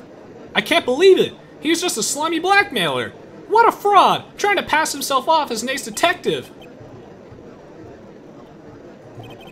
Why, you... How dare you expose me like that? Why, I mean... I've never blackmailed anyone in my life. I'm a famous and proud Ace Detective. And also Mask to Mask. Why can't you understand that? I'm afraid you are neither a proud thief nor an Ace Detective. You're a blackmailer and a murderer. That is your true identity. Why, you... How dare you even try that? I could fall so slowly depths doing such things. That big mouth of yours are all fools, fools, I say. None of you can come into my genius. You're all jealous. So gone. This is a great me, Ace Detective. Blackmail, murder, threats. That's enough to make one laugh.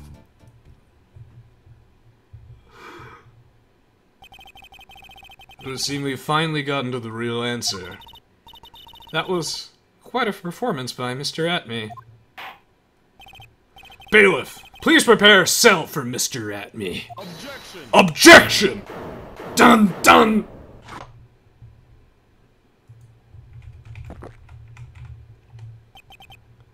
The hammer that strikes too fast has no time to aim. What do you mean? I'm already prepared to deliver my sentence! Kafefi time. Allow me to say one thing. I will be the one to judge. I can't take it! I don't know if I can finish the stream, it's too much! Shoot Takumi, you win! You don't get much more in your face than that. It appears that your claws weren't quite sharp enough, Mr. Wright. Ooh. Where do you... It's true that you've proven a lot of things. Things like Luke Atmey was a filthy blackmailer. And that he wasn't at Lordly Taylor at the night of the murder. That's right! That's why he's the one who killed Mr. Bolt! But... there's still one thing you've yet to prove. What's that? Just because he wasn't at the warehouse doesn't mean he was at the murder scene. Ooh, Mr. Godot. Therefore, if you can't prove that this pitiful excuse for a man was a KB security, then I don't see how a verdict can be delivered. Oh, over the top anime! Ah. No way!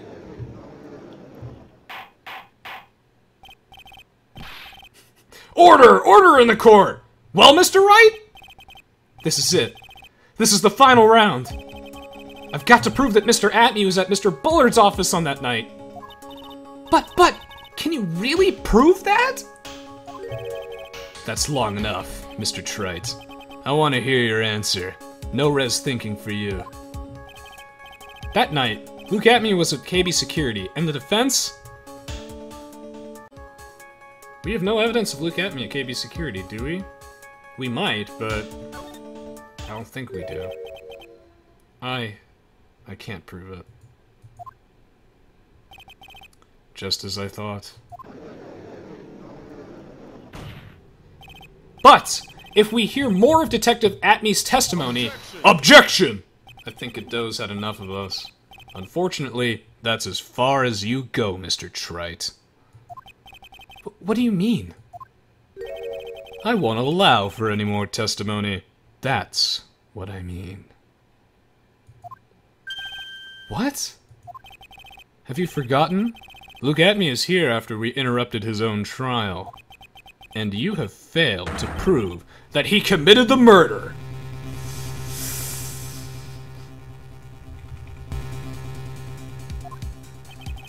I think it's time for this witness to return to his own trial and face his guilty verdict as mask to mask.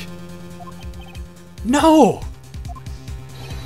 Well now, Sir Lawyer, it seems that love wins out in the end after all.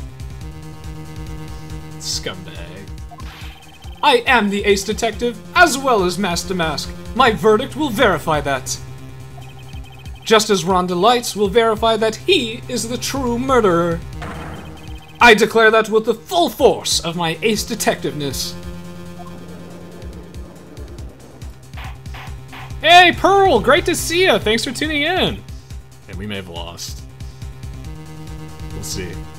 Order! Order in the court! That's enough deliberation over this witness. I can't believe this. At this rate, Ron is... I have lost a case over this before. These games are not easy. Don't give up now, Nick! We still tomorrow! We can look for more evidence and... By then, it'll be too late. Huh? Why? Godot is the 4D chess master. Double jeopardy. One of the basic rules of any court of law. Double jeopardy? Should a defendant be tried and found innocent in court, the defendant cannot be tried again for the same crime. This is a fundamental rule of law in all courts, even this kangaroo court that takes place in Japanifornia. And it applies to this witness as much as it applies to anyone else. Mr. Atmey will be found guilty in a matter of minutes. Guilty as mask to mask, which means he'll be innocent as far as the murder of Kane Bullard is concerned. No way!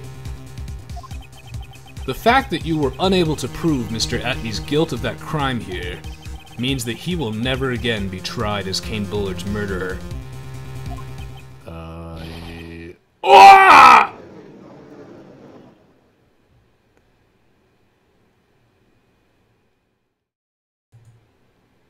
Now there's nothing I can possibly do to win. Even if Ron is proclaimed to be innocent, the real killer, Luke Atmey, will go free. You have cross-examined every statement the witness has made here today. Oh, do we lose? And as long as there is no more testimony, I'm afraid I have to declare that there will be no further questioning of this witness. Are there any objections?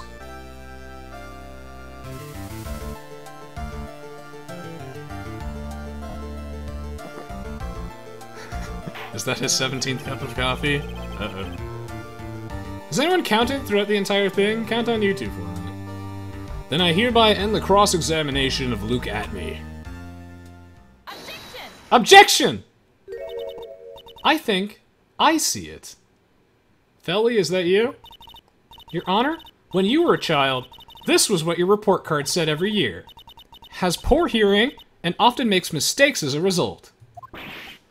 How did you... Phoenix, raise your head up high. Have you forgotten what I used to tell you? A lawyer is someone who smiles no matter how bad it gets. That voice. No way! Remember, she can channel spirits! Long time no see, Phoenix. Mia! This is the true power of the Curine channeling technique. I know that it's really Maya who's standing before me, but right now, she's my mentor, Mia Fey. Now, let's do this. But there's nothing more we can do, Mia! Without any more testimony, I can't cross-examine. Not yet. The testimony's not over yet. What do you mean? Your Honor, just now you said something very interesting. You have cross-examined every statement the witness here has made today. Yes, that's true, but... Unfortunately, Your Honor, you're forgetting something. Earlier, after the last cross-examination, this witness made a number of remarks. Bonus points to anyone who actually noticed that this witness made a number of remarks. Did they all go to the same school as Cyprus? Sort of. Well now, Sir Lawyer, it seems that love wins out in the end after all. I am the ace detective, as well as Master Mask. My verdict will verify that. Just as Ron Delight will verify that he is the true murderer. I declare that with the full force of my ace detectiveness. Yes, but these comments appear to have no importance whatsoever. Very well, then we shall prove their importance via cross-examination. At any rate, as long as the witness has made these remarks, we, the defense, assert our right to question them. Is that all right with you, prosecutor? Godot seems frozen. Why? Is something the matter, Mr. Godot?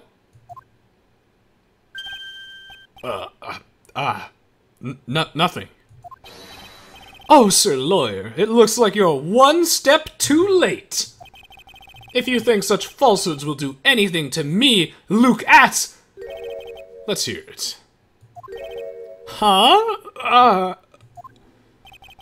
It's true that the witness has made some remarks.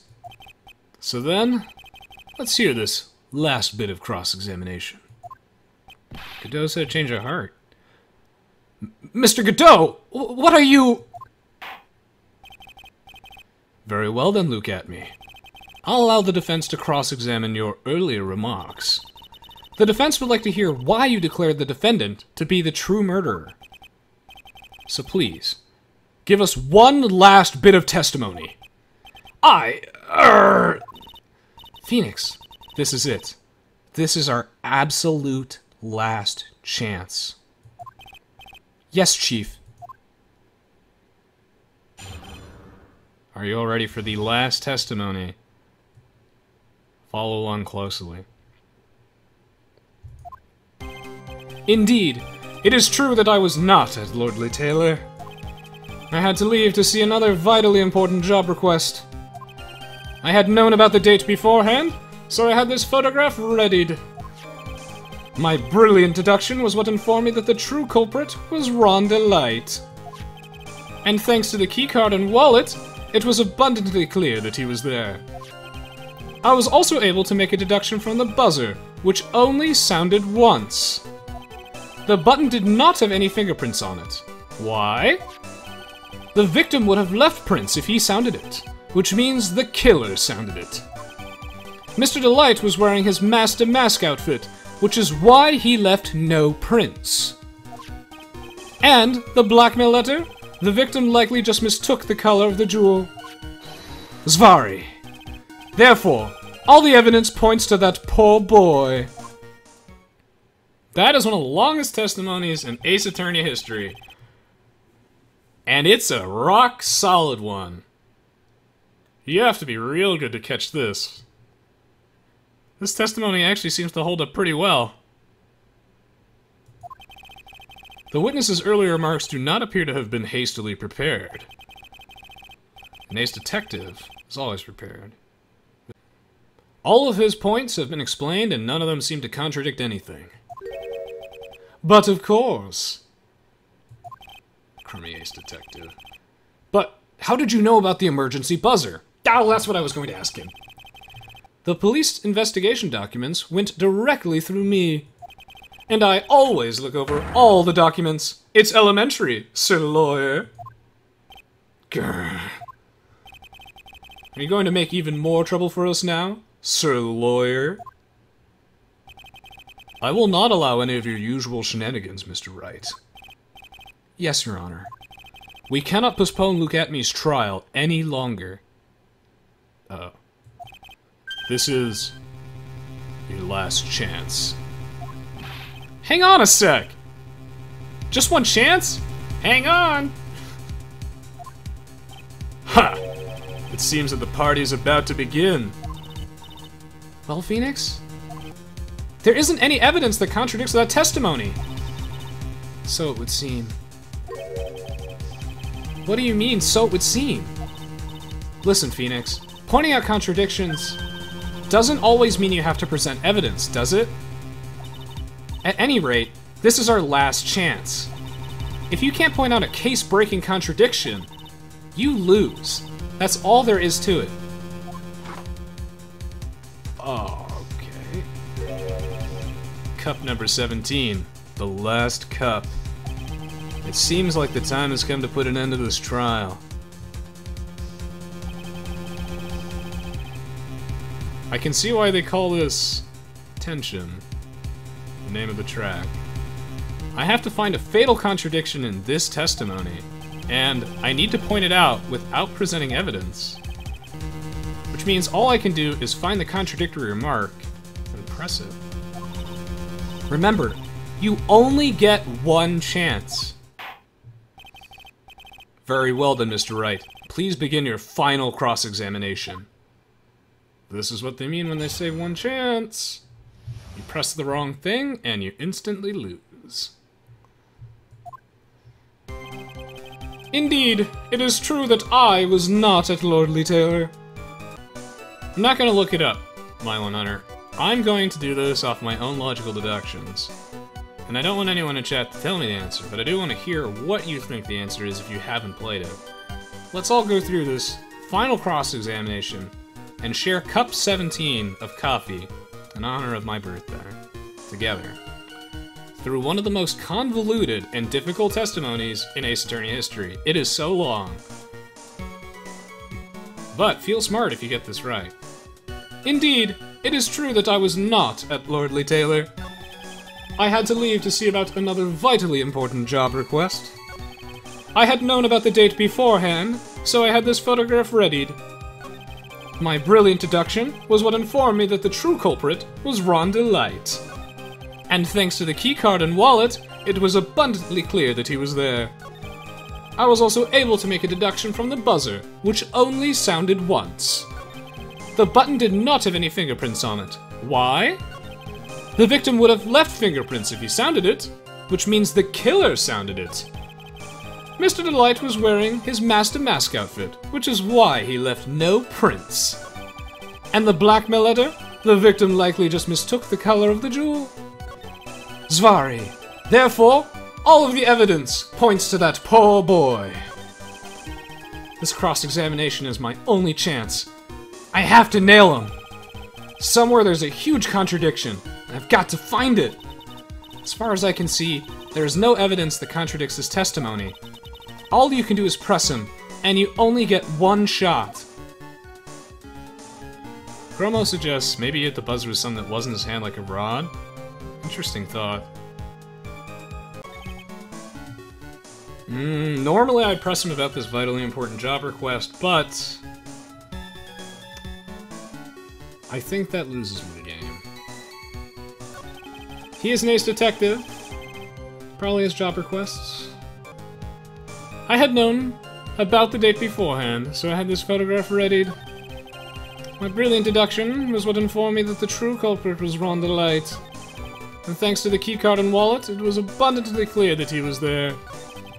I was also able to make a deduction from the buzzer, which only sounded once. That is true, the buzzer did only sound once.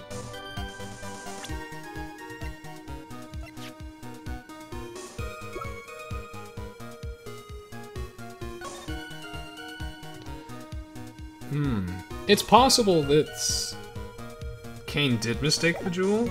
I think that's unlikely, because he seems so thorough. But he never specifies the color of the jewel in his list. So I guess it's possible.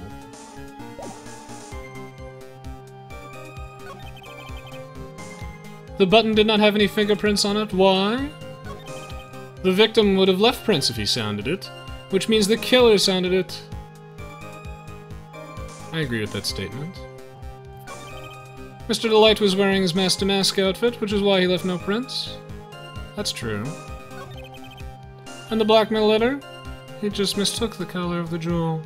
Unlikely, but possible. So, after going through his testimony a million times, not only is it 11 statements long, pressing it auto-loses you the game, but there are many statements in here I'd like to press. I do think, though, that this one is the most interesting. And I'll check the chat to see later how many of you legitimately came to this same conclusion that I did, without having played through the game prior or looked it up. This is a great way to lose, by pressing the wrong one, but I am fairly confident it must be this statement. My reasoning is, I don't recall a time, and you have to be on some next level of logic here, but I don't recall a time when Luke Atmey could have known that Rhonda Light was dressed up as Mask to Mask. Now, it's possible that he got this from the police report, but I remember, and if you remember earlier, then kudos to you.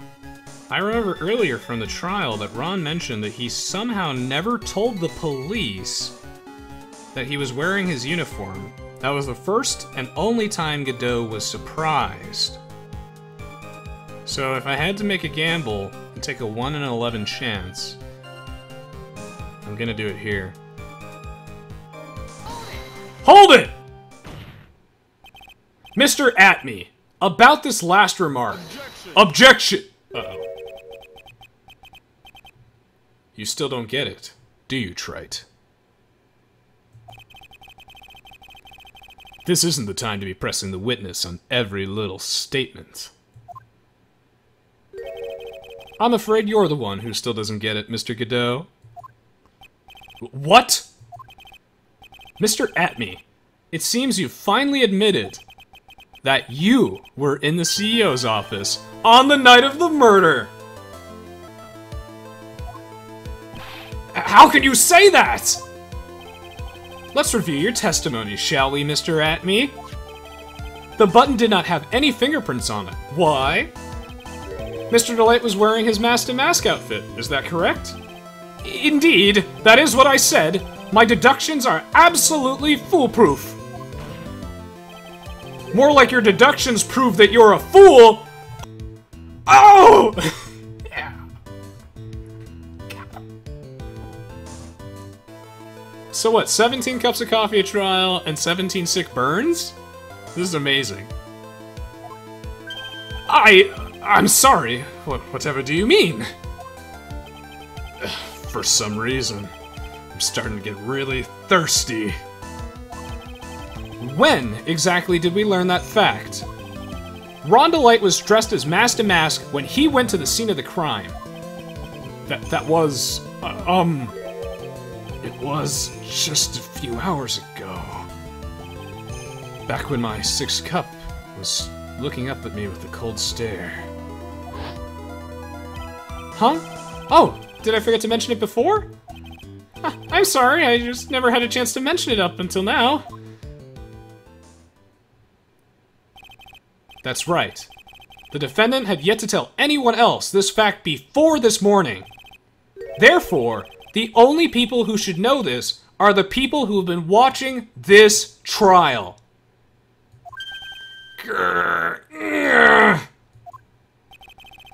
Do you understand now, Detective Atmey? There is no way that you should have known about that!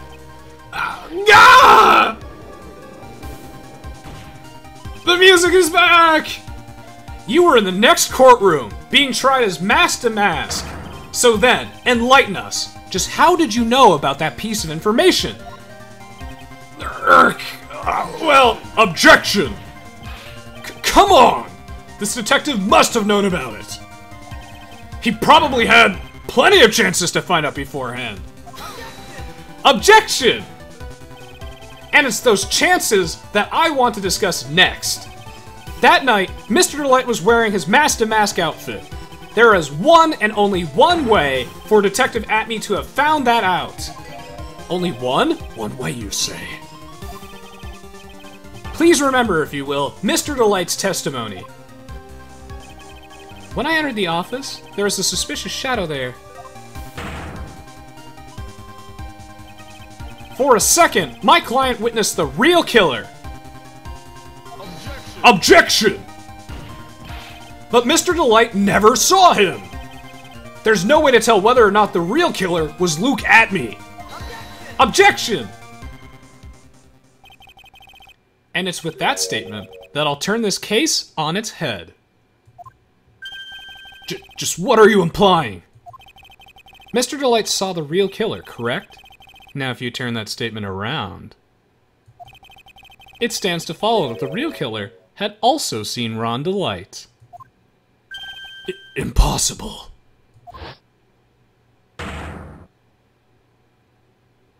Sorry, it's all becoming clear to me now. Detective Atmey, you saw Mask to Mask at the murder scene that night, and this proves that even if you had an inkling that Luke Atmey must have been guilty, that this case has much more to it than meets the eye, and you really need a monocle to get through it. You saw him when you killed Kane Bullard and assaulted Ron Delight. That was the only way you could have known what Ron was wearing.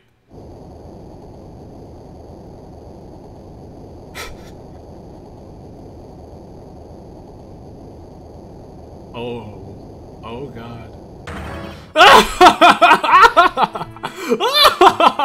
Oh. Take a good look, everyone. Unable to find a rival worthy of my genius, I was forced to create one by myself. Here I am, the tragic clown. That's the same line you gave yesterday. But I think there's a little more meaning behind it this time. Oh!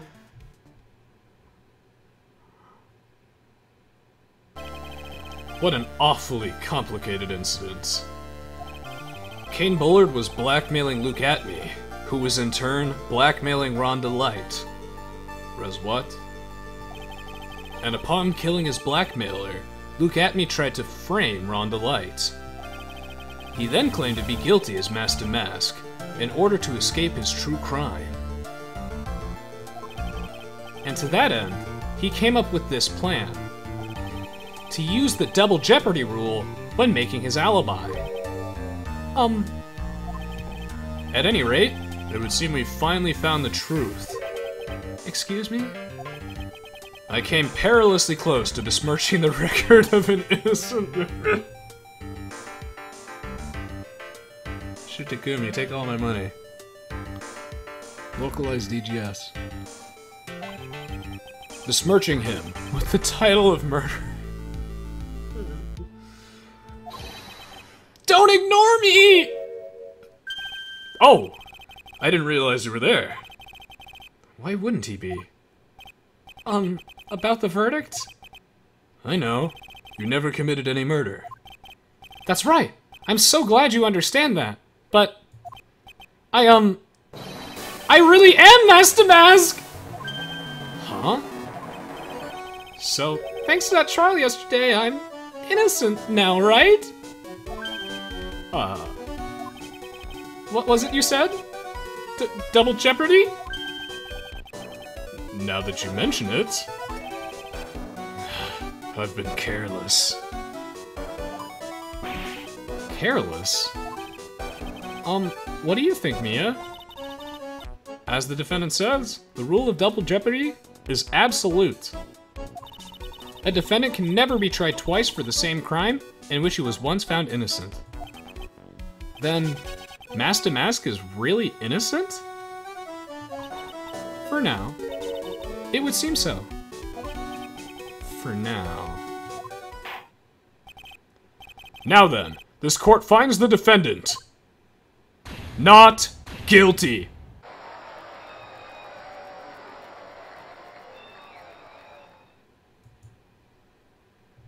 All right. So,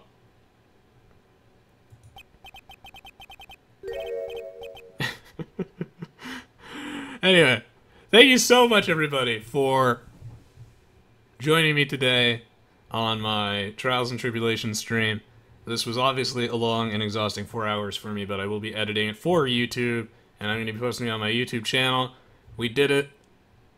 Rhonda Light is, hilariously enough, actually Mask to Mask and has committed grand larceny. However, due to double jeopardy, is actually innocent. So, this is one of those other cases that you may not have expected, but Ace Attorney throws a lot of curveballs, and in this instance, not only did it seem too obvious that Luke Atmey was Mask to Mask at first, that was not really the case. Rhonda Light was Mask to Mask, and the thing is, he is innocent because of double jeopardy.